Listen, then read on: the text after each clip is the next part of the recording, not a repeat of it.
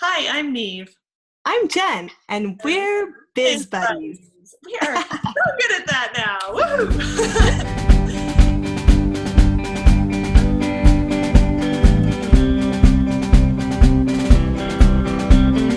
So today we are talking to you about consistency, which this word tends to sort of like make me feel uncomfortable and guilty when I think about that word. What do you think about when you hear the word consistency, Jen? So I'm going to go back to my early B school days when I joined Marie Forleo's B school group, and she was saying how you have to have a blog, you have to do this, you have to do these things. Well, maybe she wasn't saying it quite as I took it, but and you have to do it every week. You have to be consistent. So I feel like I got lulled into this false sense of consistency leads to growth idea. Mm-hmm. I have been so consistent with my financial fluency podcast. I've had periods of time where I did one episode a week and periods of time where I've done 2 episodes a week. So almost never has there been a week where I've not created some content, either blog, article, or podcast. And I pretty much do it blindly, assuming that consistency will lead to growth. And I feel like it has not. There have been times of true stagnation. So I feel like failed. right. So I feel like consistency lulled me into this false sense of if I do these things, these other things must surely follow, and not necessarily have any of those things followed. That's really interesting. I have like the opposite thing with consistency, where I always heard that it was super important to be consistent, and I'm really bad at being consistent, like really, really bad. And so I'll go for like months at a time without emailing my list, without posting blog posts, without kind of doing much of anything. I will do what I've sold or promised, like, so if I have customers, I will totally deliver whatever I've promised them I would deliver. But other than that, like talking to people front end, which is what I like to say, meaning like talking to the audience members that aren't customers of mine. No, I just go quiet and like for months at a time. And so then I always have this sense that like I'm doing something wrong, and that if only I was consistent, my business would be perfect. Like if I could somehow find the magic consistency pill, then I would be like, taking over the world. I would be doing all of the things I want to do. And so then I feel all this guilt, like a lot of the time. I'm like, oh, another week went by where I didn't send out an email. And, Can I give you another perspective on your output? Yes. Okay, so I find it really funny that you say that because, prior to doing your 30-day challenge, I had never completed a 30-day challenge that I'd committed to. I'd committed to them before, and I always would drop off somewhere, often because I don't necessarily read my email on the day it arrives. I'm going to be completely open there. If I do so I feel like I have these like conflicting pulls on my time. If I do social media and email, I'm not doing real work. Yeah. Real work, I don't get to social media and emails. Sometimes I wait till the end of a week to actually go in, and I'll have like 300 unread messages, and I just all the ones that I possibly can. And a lot of times I miss things. I miss like one day only or whatever. Yeah. But so you being able to go through, so me going through on the user side of your 30-day challenge gave me this consistency for recording video that I've never had. And I know that you creating that, you had to create 30 days worth of content. Not only that, you had front-end video, then you had the back-end sales videos going towards your program and all of that. Yeah. So while it's consistent within a short period of time, every time you do your challenge, you're really consistent. Oh, yeah. It's just you only do your challenge a few times a year, and there are gaps in between. The other thing I want to point out is I probably would not have started doing 100 books a year challenge if you weren't doing them. Yeah. And while we both, I've done that for 3 years straight. There you go. And we both have had times of reading more or less. We both had times where we've dropped behind or whatever, but we're consistently reading something. We're in the midst of reading something all the time. So there's some consistency for you too. That is true. Yeah, so I find that like, and I do think that there's something around consistency that I think needs to be dropped, because one, it can lead you into this sort of false sense of getting somewhere just because you're being consistent, like you're talking about. Mm-hmm. And then two, if you're not being consistent, it can lead you into feeling like oh my gosh, I'm so horrible, and I need to be doing the thing, and guilt. And it really, I think that it doesn't actually matter. Like, I don't think it's so much about being consistent as finding ways to get the outcome that you're trying to create. So I think actually strategy trumps consistency, maybe. What do you think? I think perhaps. I think I'm very short on strategy and long on consistency. So I would love to try more strategy and maybe even a little less consistency. Yeah. Though there are a few places where consistency pays, or so I've been told, like with iTunes, if you post sporadically, your algorithm for being shared on the front of iTunes goes down. Like, that's part of one of the things with supposedly getting new and noteworthy, is having so many episodes and then continuing. If you do it once a week, keep doing it once a week, and your ranking should be better. But you know what? I haven't seen that proven anywhere. And then the strategy is you could team up with someone who's super good on consistency. There you go. There you go. I mean, yeah. It's so interesting. Like, Niamh and I have talked about our personalities some, especially when I was reading Captivate, the science of, what was it? The science of personality or something like that. Face stuff. All these like micro expressions and facial things, and ways to read people and kind of categorize them. It was in that sort of Myers-Briggs type of, you end up with a personality profile kind of, and we realized several places where you and I are opposite, but how good that is. And she was the woman who wrote the book, also talked about how she and her husband were opposite in a number of ways, but how that actually really supported each other. Like, she felt like she could hold off all the disasters by all of her constant worrying and trying to like fend off things and slight OCD-ness. Whereas when the disasters actually hit, he was the calm one who took care of it because he didn't worry and he hadn't spent all this energy worrying, that kind of thing. So, like with you and me, Niamh, the whole, was it openness to new things was one of them? Yeah. So she's gonna bring up the openness thing now. Well, and I remember asking you the exact question that she said in there, which was like, oh, there's a new restaurant. I've never tried it before, but I hear it does really good Turkish food. Do you know what Turkish food is? Let's go and try it. And your response was like, oh my God, no way. That sounds horrible. I have no idea what it is. Exactly.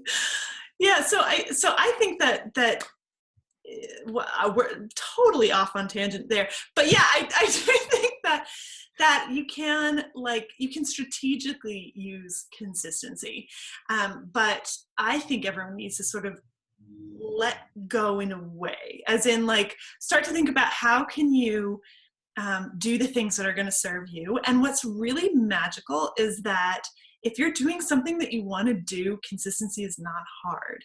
And it's not that like I don't want to talk to people. I like talking to people, but I find that I just go quiet for long periods of time. I'm we've talked about this in past episodes. I'm a huge introvert. I find that it's like I have so much energy, and then I go in these waves, so like there'll be a wave where I'm like, oh, very closed off, need to sort of just be me and maybe Jen. And maybe actually now people will hear me because I'll talk to Jen and then they'll be like, I'll be connecting with people, right? So I'll be consistently putting out content because it's just me talking to Jen. But then there'll be these other waves where I'm like, oh, I'm really energized and actually want to reach out and to connect to more people. And that's part of why doing, my business in a structure where I'm kind of going from challenge to challenge and launch to launch, it does actually work really well. So I found that strategy for me works really well. And the other thing about consistency is like, I have always seen consistency as like being about acting consistently. But actually, I think there's ways that you can be consistent in like who you're being. And that's something that I try and really very strongly adhere to, which is like consistency of message, consistency of like who we're representing to the world and how the world is seeing us. Does that make sense? Yeah, no, I agree. There are some people that I've seen change their messaging and their focus so much that I get really confused about who they are. Like one week it's business strategy, and then it's like, oh, and I do angel cards. Oh, and I'm a psychic. And, and then you're like, wait, what's going on? Like you went from this very sort of like I'm an executive corporate coach to like, I am all the way on the woo-woo side. And that sometimes, I mean, that's just one example, but do you know what I mean? Like having people or even in different format. I worry about this for myself with my Instagram, to be honest, because my Instagram is mainly like family stuff and then some financial fluency stuff, whereas like my Twitter is very political. Like for some reason on Twitter I get maybe it's because I'm involved with more political people there and I repost their stuff and then I end up getting embroiled in these political things. Yeah, so I do feel like there's some schizophrenia on different platforms that I'm on based on how I'm interacting with that. But I think but that's also personality. Like that's also like a whole person. Do you know what I mean? Yeah. So it's like, I feel like you could be. I wonder if I appear like a totally different person on different platforms. People are like, "Oh my God, Jen's Twitter is so political." But then also in like your financial fluency show, you definitely. It's not like that you're political, but it's pretty clear your viewpoints on. I'm a bleeding heart liberal. Yeah. Yeah. I'll just admit it. You're liberal, pretty clear you're a feminist, you know, so then it's like there's a consistency of character. So I think that what's kind of important is in all this is sort of like knowing who you are and then making decisions based on that. Like, oh, should I make this decision that's going to make a little more money but feels a little off? Don't make that decision. You know what I mean? Like, so then you can navigate based on this like core consistency of like who you want to be, or not who you want to be, but who you really are. And I find that that's slower. Like I definitely make decisions very slowly, but then they always feel like, yep, this is right. This is in line with who I want to be and in line with who I am. And then your audience over time gets to know who you are. I'm sure that if I was more consistent with content, that like, because every time I put up content, people are like, whoa, this is cool, or you know, like there's this like surge of something and you're like, wow, cool, and then you're like, maybe I should do this more. That's true. So as you were saying that, I actually thought of an issue that I've been having this year. And we actually discussed this a little. Niamh and I recently recorded a financial fluency podcast episode where I was interviewing Niamh half an hour ago, honestly. And we were talking about different things in her business, and I brought up affiliate stuff. And this is one place where I am trying to decide what feels good. So Niamh has an amazing way of doing affiliates, which is first touch, which means you bring someone into the program and they're cookied to you. And if they ever decide, well, within 180 days or something, if they decide years on mine, but yeah. 100 years. Well, so if you introduce somebody to Niamh and they eventually buy something from her because they love what she does as they get to know her, you get some commission on that. Most people don't do that. Most people do these last touch affiliates, so that you may have introduced someone to a new product or program, you may have brought them through a journey with it even, but at the last minute, if someone has a better bonus, they might go to somebody else. And at the beginning of this year, I thought, okay, I need some way to monetize my love of interviewing people and of spreading messages and sharing things. What better way than being an affiliate for a few more things? And I have had some very unsuccessful affiliate launches this year that has made me really question, like, is this actually in line with me and my way of doing things? And it's mainly been these sort of big high-end, like high excitement, high buzz launches of products and programs and people who are very popular, where the affiliates get really competitive. They're like leaderboards where they list who's making the most and you see where you rank, and you're supposed to offer all these bonuses and do all this stuff. And several of them I've started on, and then I ended up just kind of walking away from, because I was just like, I do not like competing with these other people who have a lot more products to make as bonuses and who have bigger fan bases, and my fans overlap with this person and they're all buying through her instead of through me, you know. Yeah. So that's something I have to also point out that I don't think that you can say that you haven't been very successful with them, because I've watched you do these where you'll like send a couple emails and then you're suddenly like, oh, I'm not going to email anymore about that, because it's something suddenly is like, this doesn't feel right. And so then you don't. But then you go, oh, I'm not very good at this affiliate thing, or I haven't been very successful at it. It's like, but you've chosen not to do it. And I think actually that's a consistency of character thing where you like a product and you want to share that product, and you're like, of anyone I know, you're the most you're the most supportive of other people's stuff. Like, you're like, I like this thing. I want everyone to go buy it. I'm going to go tell everyone. Like, you'll go tell everyone about stuff, whether you're an affiliate or not.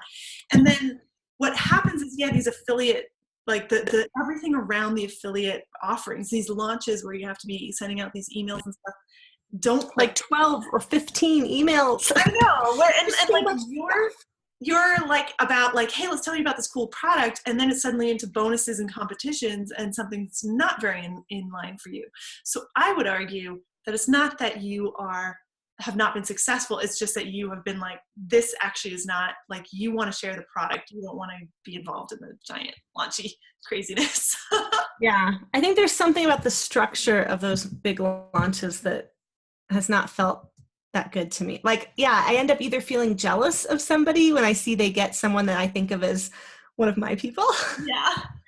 Because you can see as people join the group, and I'm like, you joined, but you joined through somebody else. Oh, not me. And I don't want to feel that way. They're not mine. We all go. And I feel like the longer I've been in these circles, the more I see, like, I'm on a lot of people's lists because I sign up I support their webinars, whatever. And then I see their emails for the same thing that I'm promoting. And I'm just like, how many people are getting like the same email 5 times? I mean, I always try to rewrite the copy so that it's my own. But yeah, I'm starting just to be like, maybe I was hoping this would be a significant portion of my income this year, because it would feel nice to find some way to monetize my desire to cheerlead and share things. But, and it would help me not have to sell my own stuff. That's the truth there.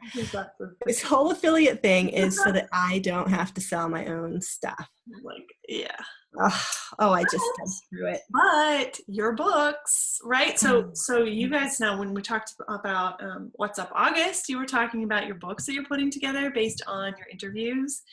And like, that is an income stream from interviewing people and enjoying Which it. I'd love to do. Yeah, and it's your own thing, but you don't have to like go hardcore sell it because it's a book. That's true. So it'll be a nice low cost, low barrier to entry introduction to things I love to do. Yes, I need to go get those together. Yeah. I need to be consistent with that. Well, that's the thing, is like, then I don't know, like, stuff will sort of marinate for a while. Anyway, for me, and I think it does for you too, just differently. But it'll marinate for a while, and then suddenly it's like, okay, now's the action time. Like this podcast. It marinated for a very long time. And then suddenly it was time. And look how consistent we were. Because before this, before we started recording, what are we recording? Episode like 5 or 6 or something? 4 or 5? 4? 4! 4 or 5? Yeah, something like that. There's something in there, right? And so, but we've been recording consistently for the last 3 weeks, whereas before we'd be like, oh, do you want to record? Oh no, something happened. The dog ate my homework kind of stuff. And then it wouldn't happen.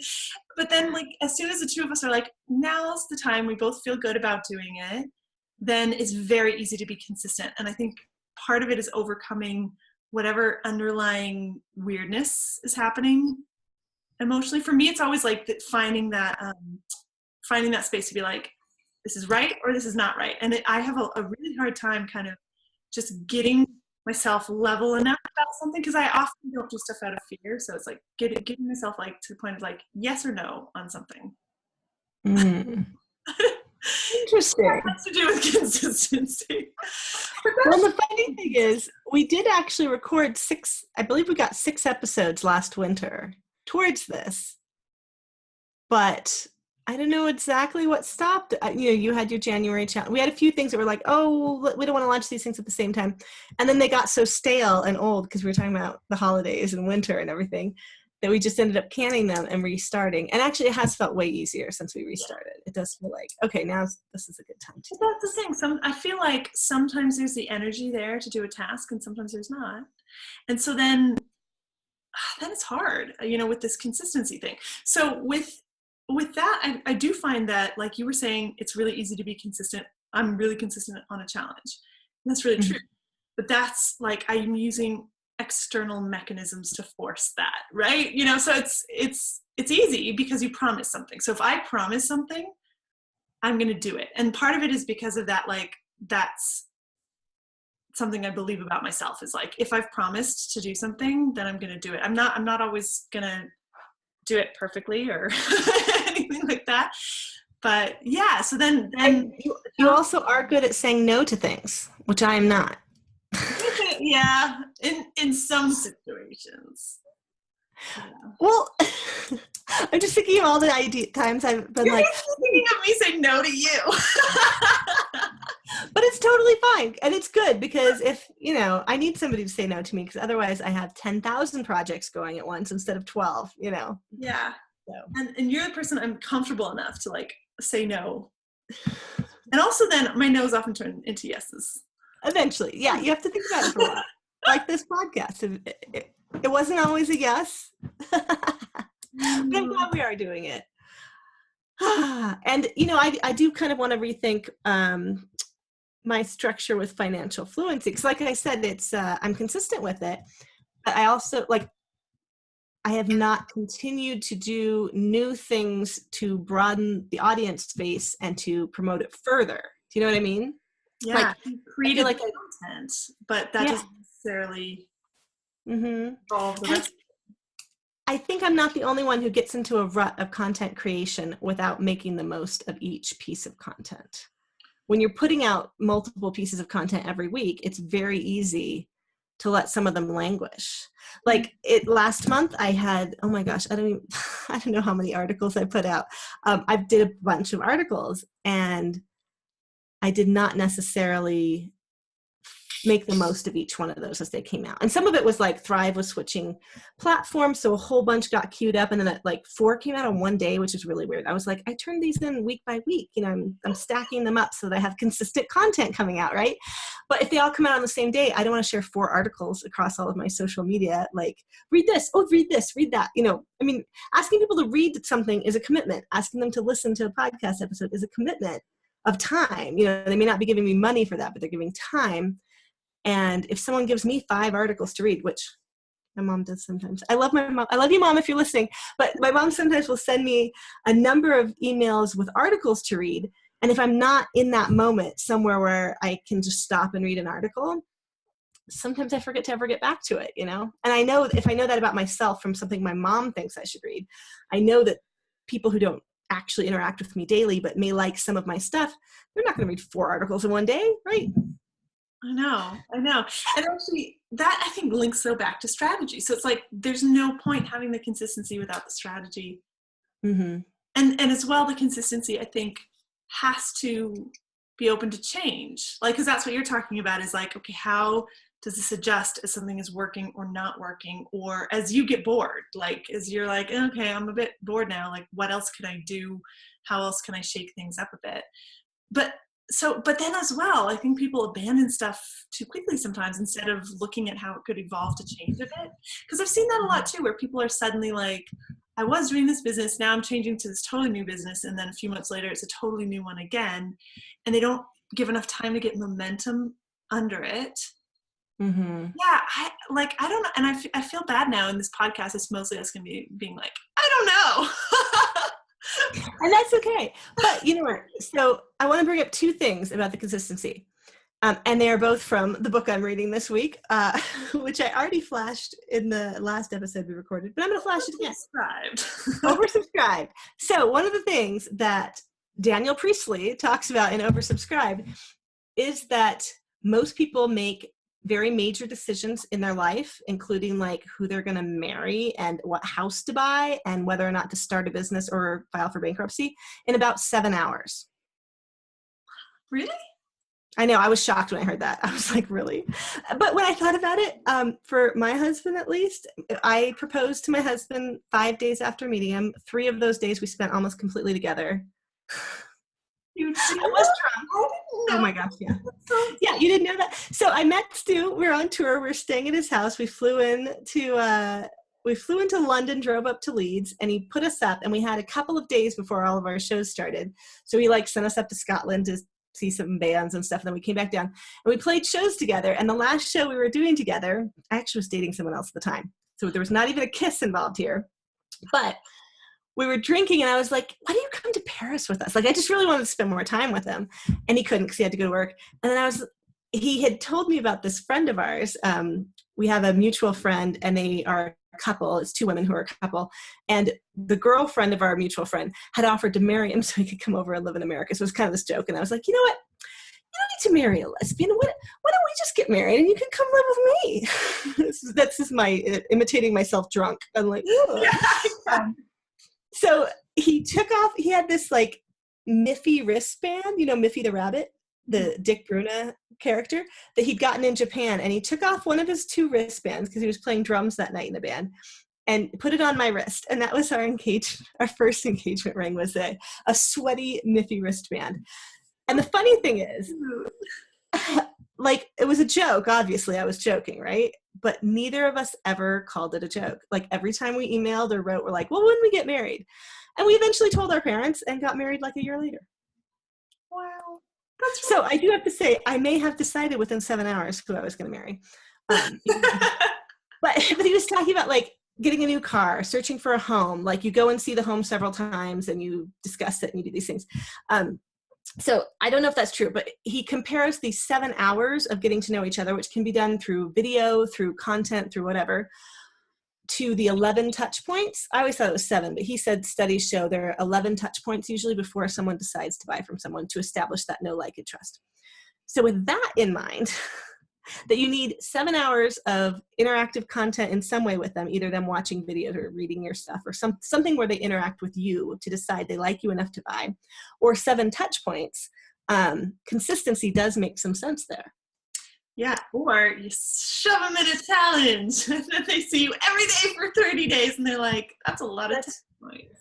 That's right. That is a lot, because they go in there every day. Not only do they go in there every day and see your video with the prompt, they then post their own video, which they're also taking an action, which is like a stronger touch point, I'm sure, if you're getting them to move forward on something.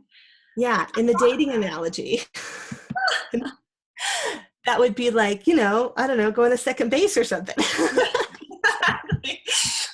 But what's interesting there then is that what we're saying is like there's there's not the principle, but there's the like the phenomenon, the thing that's happening, right? Which is like after 11 touch points, someone's comfortable enough to buy, right? And so then that could be done through consistent blog posts, videos, podcasts, emails, or it could be done through bring them into something where they need to see you every day for 11 days, like a challenge, or it could be an intense sort of launch, or I find like it could be, you know, something where you're in person, because then it's like, you don't need 11 touch points, I'm sure, to establish a real sense of connection in an in-person meeting. So it's like, so then instead of feeling like you need to worry about the consistency, because while some people do the email, the video, the everyday consistency, some other people are not doing that, but they're just as successful because they've just found a way to connect to people in a way that's like, boom, mm-hmm. And I do think in person, because I find rare. I mean, maybe if I lived in New York or LA, that would not be rare. Maybe there would be in-person events that I could go to all the time if I wanted to. I don't have access to those. So the few times I do, it does seem really intense. The connection seems really good. Like particularly hanging out with someone in between some sessions and then being like, hey, do you want to grab lunch? And then you end up telling each other your life story. Yeah, real then. And I think that we're sort of like starved for that. So then the more which is why I'm going to lead this straight into Niamh and I want to do a retreat, and this is one of those things that I told Niamh we should do, and then we went and met at a location that we both love in Ireland. And I was even like, Niamh, let's do the videos right now, let's take photos, and you were kind of like, whoa, and then my kids were on hand, so I didn't really have free hands enough to do it, but Niamh's warming up to the idea, guys. So if any of you want to come on a live retreat with us, I think what we need is to show Niamh that there's plenty of interest. And there are people who really will fly to Ireland from wherever you are, especially if you're in Ireland, hang out with us and do a retreat. It's a really magical place if we get the place where we. Yeah, I feel like we have to get that place because now every time I envision it, it's there. And if we change out the place, I feel like my brain is going to explode. And we'll be like, no way, no, we can't do it. So if we don't want Niamh to say no, which I don't, because I want to go hang out with Niamh in person, this is very, I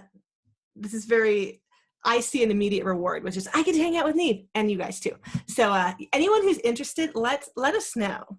And maybe I can convince Niamh, and at warm up, we'll start making a sales page. We'll start putting together an itinerary. We'll start figuring it out.